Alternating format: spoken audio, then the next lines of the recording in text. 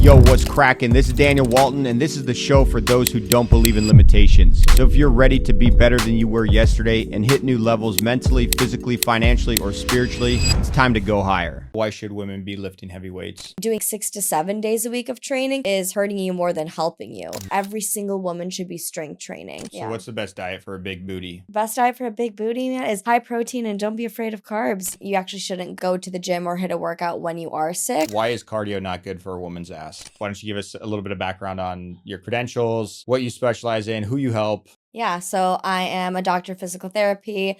I specialize in pelvic floor physical therapy. I'm also a certified nutritionist. So I work part-time in person in a physical therapy clinic. And then I have an online fitness and nutrition coaching company. In addition, I also do content creation on TikTok and Instagram, LiveWellVG. How do you manage it all?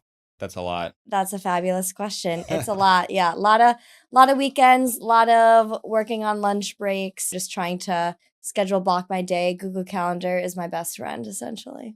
Yeah, same here. Yeah. I live on Google Calendar. Color coordinate everything, put emojis, so then I don't even have to like read it. I just know what it is based off the color coordination and the emoji. That's next level. No. Yeah, The workouts are blocked in there, everything. Yeah, the workouts haven't been as blocked because my schedule's just been a little crazy. I actually just signed up at this 24-hour gym. Oh, you were telling me about this one. Yeah, it's Yeah. great. It's member exclude or a private gym. They have some fancy term for it. I think it's called private gym. But yeah, you have to apply to get accepted, and then you just get a passcode, or you get like a little app, and you touch it to the door, and it lets you in. So little backdoor action. yeah, Bougie. as you know, the gyms here are way too busy. For those of you that don't know, like Orange County is like the epicenter of fitness. It's crazy. Like when I went to Miami, actually, a lot of people are like, "Oh, you're gonna love Miami. Like everyone's healthy and fit there." And I go there, I'm like, everybody's fat and out of shape. Where's all the fit people? You think? You know? Yeah. They're inside. They're inside the gym. I was at South Beach, Miami. Now, were there fit people? Yes. And is it higher fit population than most places? Probably. But Orange County is like literally the fitness capital of the world. All the fit brands, clothing brands, they all start here. I mean, everybody has six packs, girls and guys. Everyone's fit and healthy here. I would agree. I feel like it has to do with the money as well, though. Have you heard the term, are you ugly or are you just poor? Yeah. Yeah. I know. I saw a meme. It was like Tom Brady. And it was like Tom Brady wasn't ugly. It was like his like rookie year. Yeah. And NFL is like he was just poor. And then it shows him and he's like, yeah. So true. Well, that's the easiest way to look better. Like people tell me all the time, like, "Oh, Dan, you look great. Like you're always so stylish." And it's like the best style you can have as an individual is being fit. Like no designer clothes, no designer handbag, no designer shoes are gonna make you look good if you're fat. That's just it. You can look good in anything essentially. Yeah, like exactly. If you have, You make clothes look good if you're fit. So the best thing, not just with your money, but it makes you feel better. You make more money. When you feel better, you do better. When you look better, you feel better. Yeah, so it's just feel good. Yeah, self-healing effort.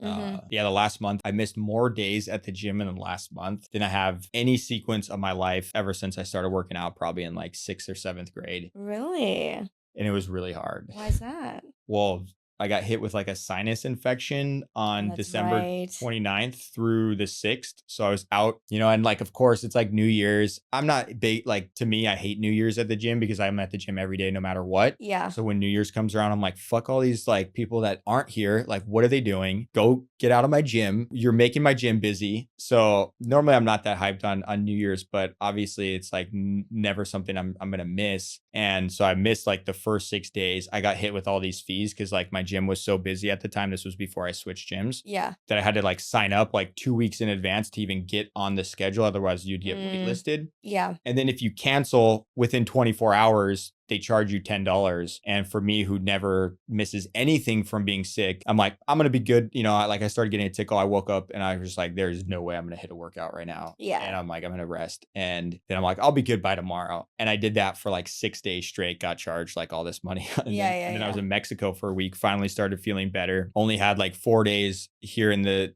back at home coming back from my Mexico trip before I went to Miami. And so I was like just feeling good enough. I got like 1 or 2 workouts in that 4-day window, and then picked something up in Miami, was completely incapacitated for 4 days. Like I ended up in the hospital, had high fevers, couldn't get out of bed, whatever hit me. And it's crazy too, because I had a few friends that were like, same thing. They're like, I never get sick, and something hit me that's never hit me before. Me too. Me too. You got hit with the same Yeah, thing? right between. It's always when I'm slowing down. I feel like when I'm so go, go, go, when I'm here just in the zone and working, I feel like I don't allow my body to get sick. Yeah. But I flew back to my parents in Wisconsin for the holidays. And as soon as I got there, I started feeling a little And then the day after Christmas, once I was like kind of able to relax a little bit more, Christmas through almost New Year's Eve, and usually if I get sick, it's 24 to 48 hours. Yeah. And then I'm good to go. I rest and whatnot. But I was down for like 4 or 5 days, which Yeah. hasn't happened to me. Like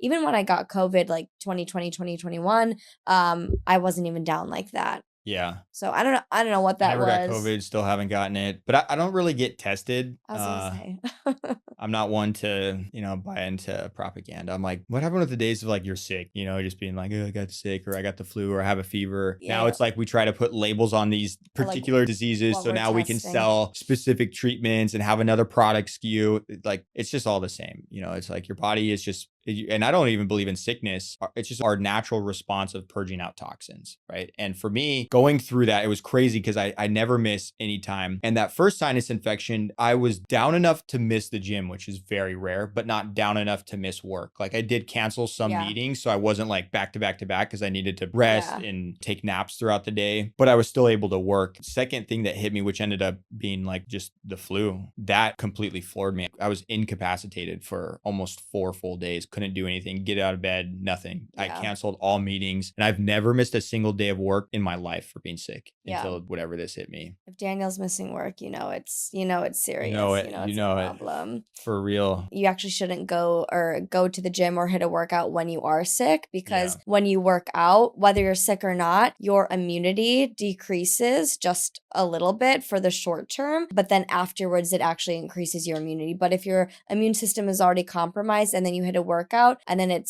gets even more compromised, then it can just perpetuate the sickness or the illness or the purging of toxins, as Daniel would say. As I say it. Yes. However you want to say it. You control the narrative controls the outcome. There you go.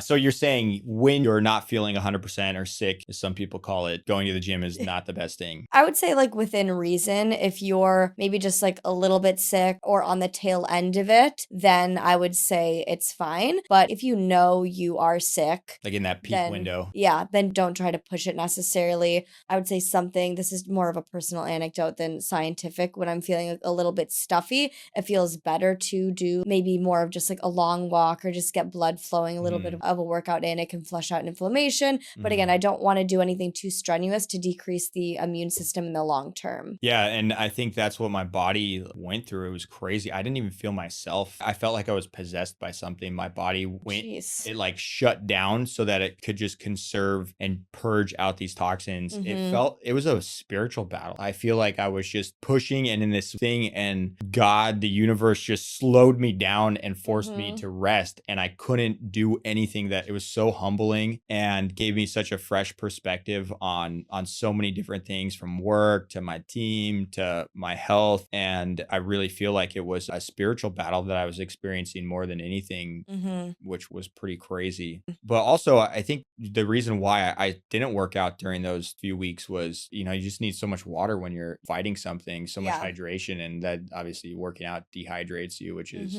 one of the most important things you need. Yeah, that's another aspect. That and sleep, honestly. Sleep is like the best thing that you can do. Yeah. I mean, when you're sick and even when you're not, that will help with your immune system. It's when your cells repair, all of that. Yeah. I think that's what was lacking. Actually, that's the only time I ever feel down is because of lack of sleep. And I'm pretty sure that's what allowed me to experience that sinus infection the first time, was just pushing myself, launching a new offer, revamping my entire business model, also launching my YouTube channel, just had a lot like going on. Yeah. And then my mindset is definitely stronger than my body. Most people aren't like that. It's great for being a business owner, but sometimes, like I said, I think it was more spiritual battle, just like forcing me to slow down.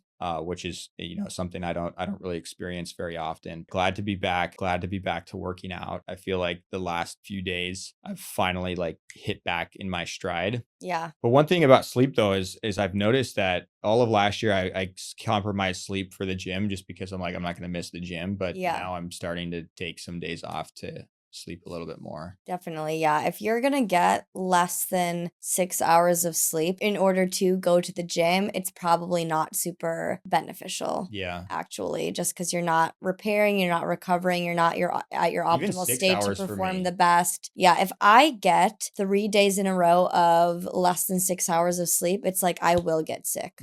Or at least start to, and I know I need to get Yeah. like 9 hours of sleep the next night. Otherwise, I'll go into like a full blown properly being sick. I feel like Yeah. I'm pretty sensitive to sleep. So how important is sleep? I know there's, we're both obviously very big in the health and fitness space. And in that space, there's a lot of these crazy borderline psychopathic people that are like, don't sleep. I wake up at 2:45 every morning, never miss, always hit a workout. Yeah. Break that down. What does that do to us long term? How are we actually affected by skipping sleep and choosing the gym over that? Yeah. Honestly, the better question is how aren't you affected? Because sleep affects genuinely everything. It will affect if you have any muscle gain goals, any fat loss goals, it will affect that. It will affect the biggest thing with fitness goals is it affects your hunger hormones. So the hormones or the sensation of hunger will increase when you have less sleep, and the hormone that stimulates like satiety, that you're full, will decrease. So you're gonna feel more hungry, you're gonna feel less full, aka you're gonna overeat when you're not sleeping that well, that making it harder to hit any health and fitness goals. And then alongside that, you're damaging your metabolism, your muscle repair, your fat loss that you're getting throughout that sleep as well. So from a health and fitness perspective, it's terrible for cognition and your brain. I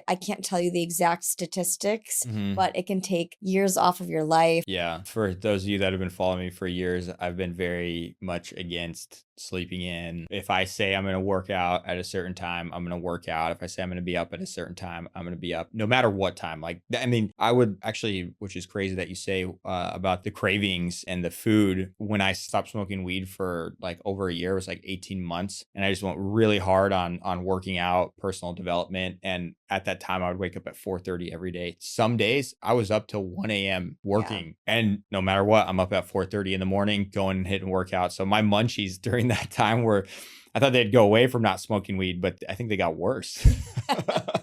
That could be the case, definitely. And even a lot of people will smoke weed, take a gummy to fall asleep, and yes, it will knock you out and you might work out, you might sleep for longer, but really the state and the quality of sleep that you're getting when you smoke is decreased. You're not getting into like your deep REM sleep, so that's why a lot of people, even if you're getting a lot of sleep, you can wake up groggy. Yeah. Because you're not getting good quality sleep. Why do you wake up groggy when you smoke weed? Is that because of that? Yeah, because you're not getting into like your like deep sleep states or your REM cycles. You're just staying in more of that, say like those like superficial levels of sleep. So you're not getting your rapid eye movement, which is like the most important for repair and recovery of your cells. Okay. And the rapid eye movement, is that like when you're dreaming? Yeah, that's like the dream state too. So like even like eyes closed and you'll see the eyes moving like that. That's like your deepest state of sleep. So it's really important that you like enter that cycle as well. Yeah, I love weed, but I'm very selective of when I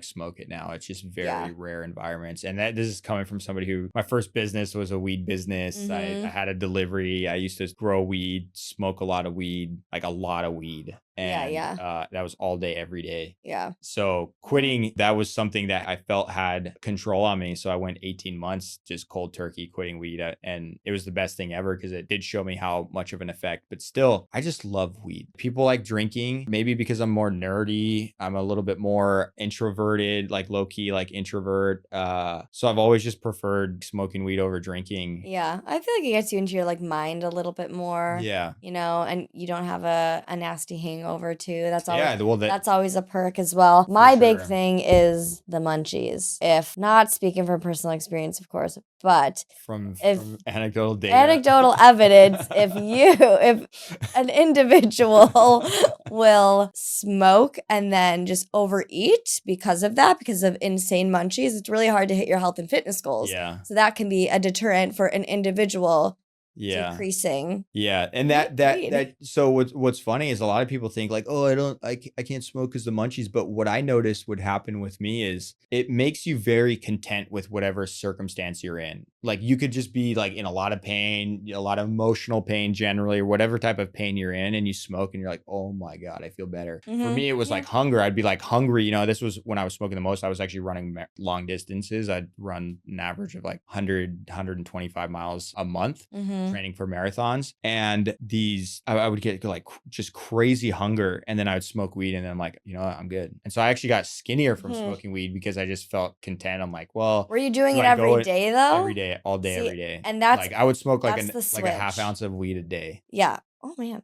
Yeah, that's like a pound a month. That's the kicker. If you're doing it recreationally, like you'll get those increases in hunger and the munchies and whatnot. But if you're doing it every single day, it can actually like change your Yeah. hunger hormonal cues. So some people then, if you're doing it daily, they need to smoke weed to stimulate their Right. appetite. So they won't be Yeah. hungry without it. So it can like kind of like jack It's weird, things yeah, up that when way. you consume a lot. That's what I noticed is I didn't have the brain fog the next day when I smoked every day, like Yeah. all day. I never was like a wake and bake type person. That just wasn't me. I always like to wake up and be productive. But after I'd get a few things done, then I would smoke a joint with somebody, in the weed business. Everybody was, let's have a meeting and talk about selling weed, and Yeah. and you smoke weed in that meeting. So yeah.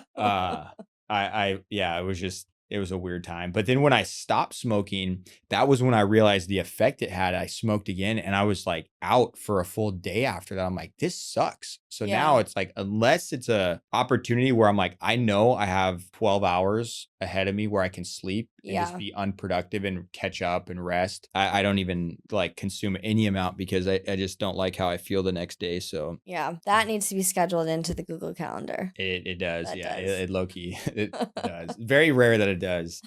But I enjoy it because like I don't shut off. I think that's why I've always preferred weed. There's no off switch for me. Like, people say like I get bored. I'm like, I've never been bored in my life. There's always something to do, and I don't watch TV at all. Yeah. Like, up until a few years ago, I didn't own a TV.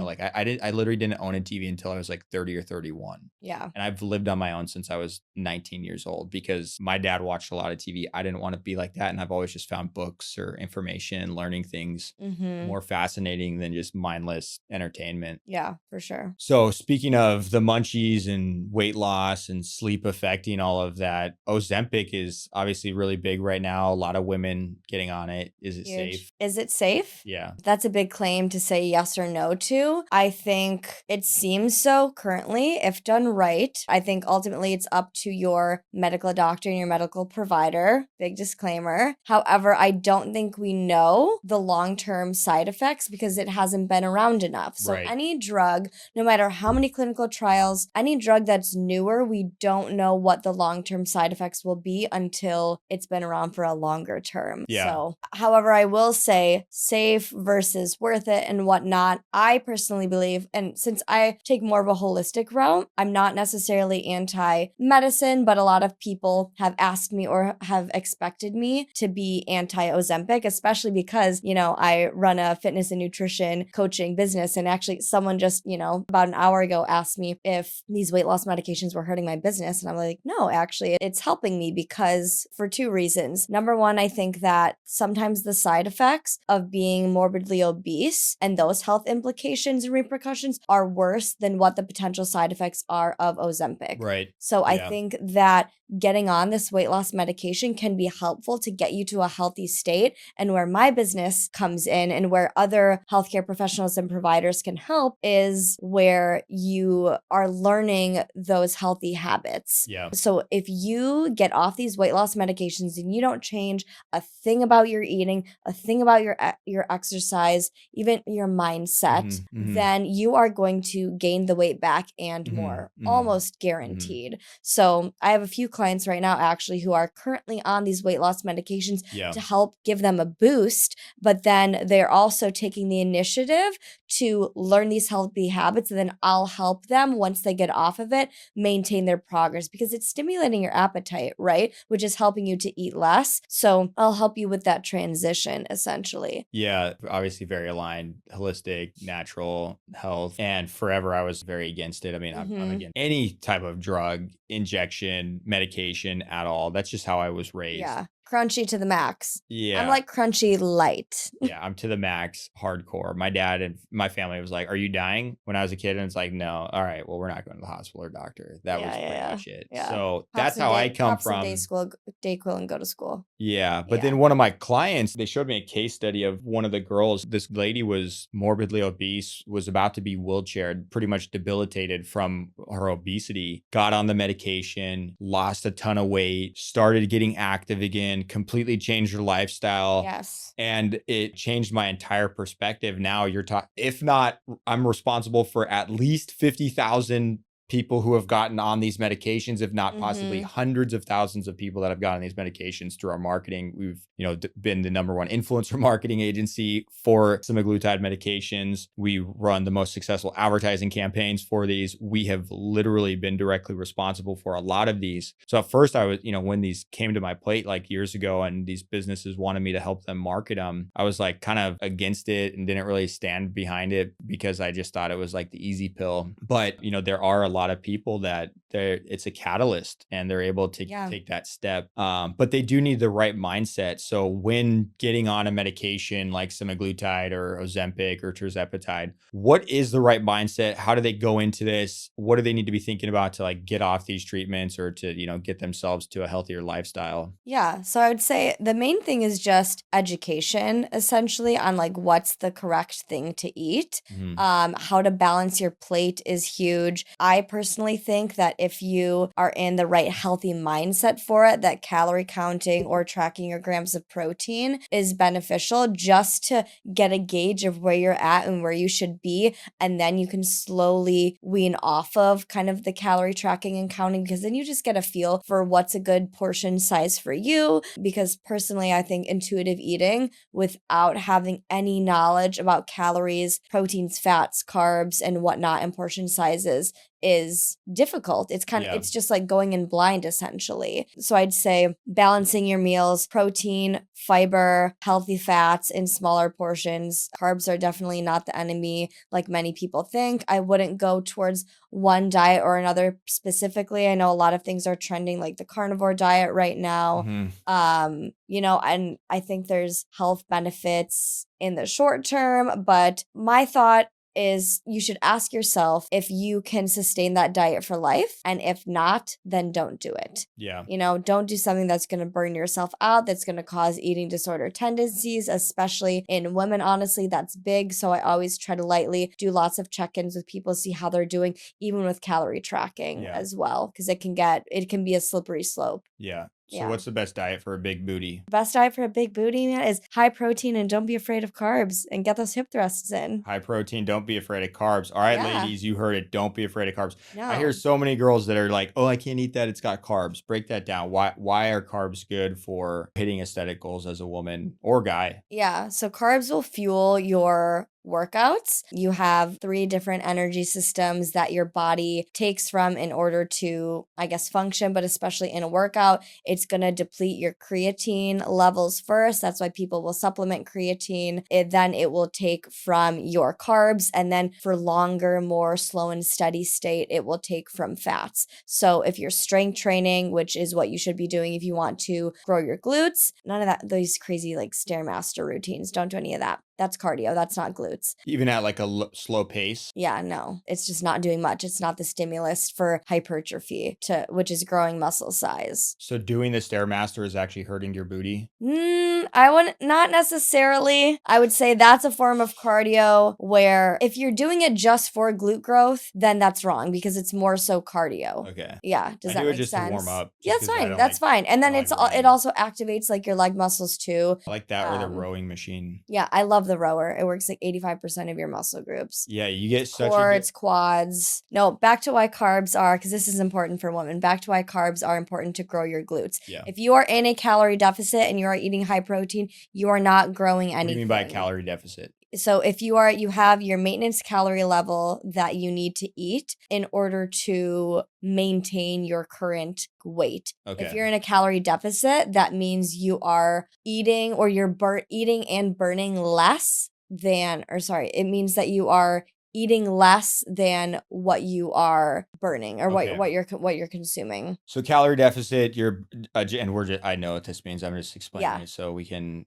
people who might not be as knowledgeable. So you're essentially eating less calories than what you burn in a day, which allows you to lose weight. Yeah, Now, are you going to in lose short. muscle or fat or both? That's the key. It depends on the composition of carbs, fats, and protein that you're eating. So if you're eating a low protein diet and you're in a calorie deficit and you're not strength training, you are going to become what people will call skinny fat. I don't know another term other than that, where like you'll just kind of get smaller, but you'll notice like maybe you get smaller, you lose weight on the scale, but you're like, I still look fluffy. I don't look quote unquote toned, which is really just showing off your muscle. In order to lose body fat, it is calorie deficit or calorie maintenance and strength training to build muscle, as well as a high protein diet, because that will keep the muscle and ensure that any weight that you lose is fat. So if a girl doesn't want to look skinny fat, but wants to lose weight or get a certain aesthetic, maybe it's a bigger booty or get abs, what's the diet? What's the like macro breakdown that they need? Yeah. So it's relative based on your starting weight. The typical guideline that people will use is eating 1 gram of protein per pound of body weight. Okay. So if someone is 120 pounds, they say that you should be eating, 120 grams of protein. That's like a simple way to do it. However, if you are 300 pounds, you're not going to be eating 300 grams of protein, especially when you're trying to be in a calorie deficit. What I do for my clients is base it off of like their lean mass or what their goal weight would be. So if you're like 300 pounds, let's say, again, depending on your age, your height, and your weight, like maybe you'll start at maybe 150 grams of protein. But again, just start by trying to, if that feels impossible to you even, just trying to get a minimum of 100 grams of protein a day and then slowly increase it as you can, as you see fit. Yeah. So a lot of people aren't using this thing called AI. I heard somebody at the gym, they're like, I don't buy into it. I'm like, dude, if you're not using AI, you're an idiot and you're going to not have a job in the future, because people who use AI make more money. They're smarter, more efficient. So you better start using it before you get replaced by it. But for those of you that do use AI, what would be a good prompt that they could, use to develop their own maybe like macro game plan or their own diet game plan? Like what could they prompt AI to say to help them come up with this like from home? Yeah, that's a good question, because you could even ask it to make you a meal plan. I don't know if I would necessarily use AI to give you the calories that you would need. I would consult with someone for that. Or do you do that? Yeah, I do that, because it really depends on, it's not just height, weight, and age. It's what are your current activity levels? Do you have any hormonal issues and whatnot, like hormonal diseases, thyroid? What's your metabolism look like? It also really depends on your starting point that people don't realize. So there's a lot of people eating 1,400 calories but can't seem to lose any weight. You've slowed your metabolism down in so many words. It's called metabolic adaptation. So if you are eating a low amount for so long, then your body, because if you just kept losing weight, you were going to wither away and you're going to die, right? So the body's smart. It wants to keep us alive. So it's like, oh, wow, our maintenance is 2,000 calories, but you've been eating 1,400 calories for a year now. Now, guess what? Now we only need 1,400 calories to survive. It will adapt. Does this only happen to like fat people, or can it happen to like fit people too? It can happen to anyone. Okay. Yeah. But generally when you're working out, you like crave more food, so it's not as common. Yeah. And you should. I never knew that. That's crazy, because I always was like, I think like I always just assumed fat people were making excuses. They're like, I don't eat anything and I still gain weight. I'm like, yeah, fucking right. I'm sure at night you get the munchies and go in and eat whatever is in the cabinet. Well, there's also two sides of the coin of that. There's the people who reach true metabolic adaptation, or they have hormonal issues. Maybe it's like menopause, like that's affecting all of this as well. That's a big one, because menopause will increase your visceral fat, your fat around your organs. You'll lose bone density and muscle mass, and that'll change your body composition. So if a girl wants to lose weight and do it the healthy way, like what diet should they have? So they should have a high protein diet, healthy fats, but the fats should be in moderation, and then focus on high fiber carbs. So I would go veggies, protein, leaner sources of protein, and then your fiber can come from your carbs as well. So there's really no one particular diet. It's about balancing your plate. I'm a proponent of you can kind of have everything in moderation, but it's like the proportions. One big example of like, let's take a meal that's eating healthy, but is so high calorie, like salmon is amazing for you. It's omega-3 fatty acids. It's anti-inflammatory. It's great for your hormones. But since it's higher in fat, it's protein, but it's high in fat as well. It's higher in calories. So let's say, a fillet of salmon that's 4 ounces might be around like 320 calories versus 4 ounces of chicken breast can be like 100, 120 calories. Yeah. So there's that discrepancy there. So then it's like, okay, yeah, you have your salmon, you cook it in olive oil. Now you're at 450 calories. Exactly. You're at 400. With a little bit of honey on it. 450 calories there. You're going to do just a little bit of spicy mayo, right? That's another 100 calories. You're going to have it with rice. That's fine. And then that'll bring you to 650 calories if it's a smaller portion. Veggies brings you to 700 calories. And then for a snack, you have a handful of trail mix that gives you another 200 calories for this much. You've had almost 1,000 calories in one meal and like a tiny snack that you were picking at. Yeah. That's healthy, but if you're trying to lose weight, that's not necessarily like conducive for your goals. So I'd say let's cut that salmon in half. Let's do like a couple, 2 to 3 ounces of salmon. Let's do the rest with shrimp or chicken, a little surf and turf style action. Let's do some fibrous carbs to help to keep you fuller for longer, better digestion. Let's definitely get a carb in there. Let's do some potatoes, some rice and whatnot. And then instead of some trail mix as a snack, I would just rather you go for a couple pieces of dark chocolate in that sense, or like some frozen fruit, maybe some frozen cherries. Yeah. Frozen cherries are a hack. Your jam. I invented it. Okay. So, why do women get fat? Why does anyone get fat? Why does anyone get fat? Yeah. Probably the main thing is overeating, under exercising is one. And then I would also say menopause is a big one. And that's essentially their hormones are changing, right? Yeah, absolutely. Yep. At what point do you notice? I mean, you're working with women on this. So at what point do you notice that they start to really affect women's weight loss? And I know even men too, same thing they experience, and not as much. Like women's hormones are crazy. Now that I'm working in this wellness space with all these businesses that do like hormone testing, it's crazy how much hormones affect women's weight. So at what age do you normally start to notice that? What are some natural remedies that women can start possibly applying to help counteract that weight gain they might be getting, or, those slower processes of the body, slower metabolism that happens with aging and hormone changes? Yeah. So I'd say overall for men and women, as we age, you will have hormonal and metabolism changes that will eventually decrease. The age at which women's metabolism slows down, it varies. If you're on birth control, you'll typically see some sort of a weight gain because that can affect your hormones and your hunger in that sense. So a lot of women will go on the pill and they'll gain weight. That's something that's very common. I think it also has to do with that not a lot of people are talking about is muscle mass. At and after the age of 30, you lose between 1 and 3% of your muscle mass almost every single year. Wow, that's a lot. That compounds very fast. Yep. And this is how I look at it. If your maintenance calories, so to remain at your weight, is 2,000 calories, but then you're losing muscle and then eating the same amount, where are those calories going to go towards? Fat. Because your body composition is changing. Even if your weight's not changing, your muscle mass is going down and your fat mass can go up. Wow. So you'll look different too. Yeah. So that's why having muscle is absolutely queen for women. I think every single woman should be strength training, not even just for aesthetics, but because frailty is one of the leading causes of hip fractures and then eventually death, to be honest. So the stronger you are, the better your bone density, the better your muscle mass menopause is, and then where women will really start to see physique changes and fat gain is perimenopause and menopause, where those hormones are just getting all out of whack and fluctuating a ton. Yeah. So then why is cardio not good for a woman's ass?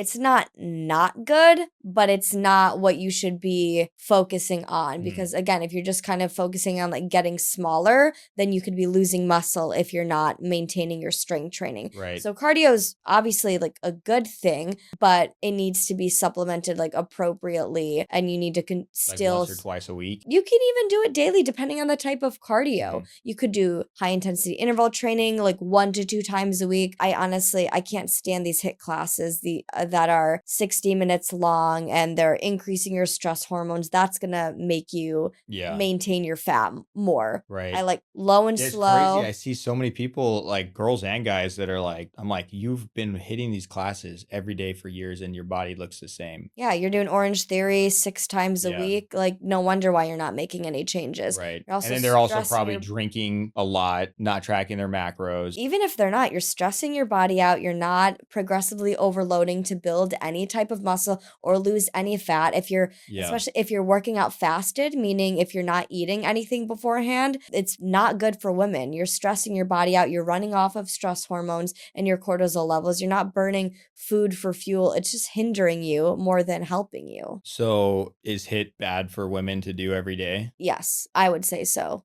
Yes. Wow. To do every single day. Also, HIIT training, if you can do it longer than 25 to 30 minutes, it's not true high intensity interval training. It should absolutely gas you out. So these 60-minute HIIT classes, that's not real HIIT. That's just cardio with weights. Yeah, it's just circuit training. Yeah, I like those HIIT classes. I've been a big fan of them, but I've always just said, like, people are like, oh, I lift weights. I'm like, it's not really weightlifting. It's just cardio with weights. Yeah, essentially. But I love how I feel after the endorphins. Yeah. I wake up, and even if I'm really tired and don't get a lot of sleep, I do one of those classes and I just feel amazing. I also get skinnier. Like a couple people actually, they're like, Daniel, you lost weight, you got skinny. Because for the last 2.5 months, I've been doing the HIIT classes, and they're like super intense HIIT, 50 minutes, no break. It's like a 15-second pause between stations. Yeah. 6 minutes of no pausing. It's like back to back for 6 minutes. Yeah. And So you're circuit training and doing